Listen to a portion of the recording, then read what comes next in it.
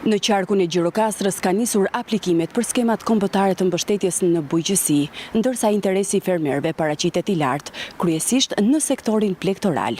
Sipas të dhënave paraprake, deri në këto momente kanë aplikuar rreth 150 fermerë në të gjithë qarkun.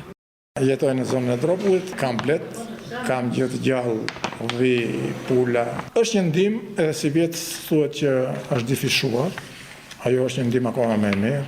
Por për ato ilaçet, për ato ndrimet e koshereve, për njërën, është një farë ndime. Do zgjerojmë më tepër në blet.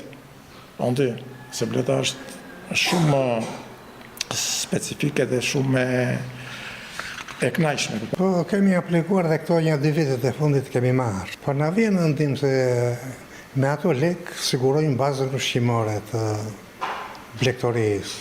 Dhe në ndimon shumë. Përmenir aplikimin në kohën që hapen ato datat për aplikimin e paraqitemi të zërat e bujqësisë të aplikojmë e kaq. Unë kam 200 kokë dhe aplikoj për ato 200 kokë që kam edhe të shumë. Deri tani kemi marrë, të kënaqur jemi. Nga 12.000 që ke për krerë është bërë 15.000. Marrim një diçka. Marrim për shembull zajren.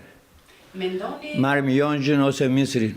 Specialisti i bujqësisë Balil Bineri shprehet se interesi më i madh i fermerëve është për 4 prej skemave mbështetëse, kryesisht ato që lidhen me zhvillimin e blegtorisë dhe mbështetjen e fermerëve aktiv në zonat rurale.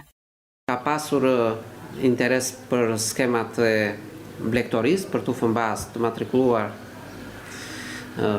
për të imtat dhe gjedhin, gjithashtu edhe për bletarin, ndërkohë përgjithsisht kanë marrë asistencë teknike për mënyrën e aplikimit dhe për dokumentacionin që duhet të plotësojnë fermerët për masën 8, e cila është mbështetje financiare për kulturat e mbjella. Duhet të përgatiten, duhet të marrin masat, së pari duhet të kontrollojnë, për pjesën e blegtorisë duhet të kontrollojnë sistemin ruda, ta kenë të përditësuar, pasi aplikimi duhet të bëhet me atë numër krerësh ose numër zgjojesh, që është pasqyruar tek sistemi ruda. Duhet të marrin masa për përgatitjen e dokumentacionit për sa i përket pjesë masës 8 për kulturat e mbjella. Pra, edhe për këtë ka një përvojë nga vitet e kaluara, pasi është ai dokumentacion që është përdorur për masën e mbështetjes naft për punimet e mekanizuara, me qëllim që aplikimi të kryhet i plot, të përditësohet gjithashtu edhe numri i llogarisë bankare.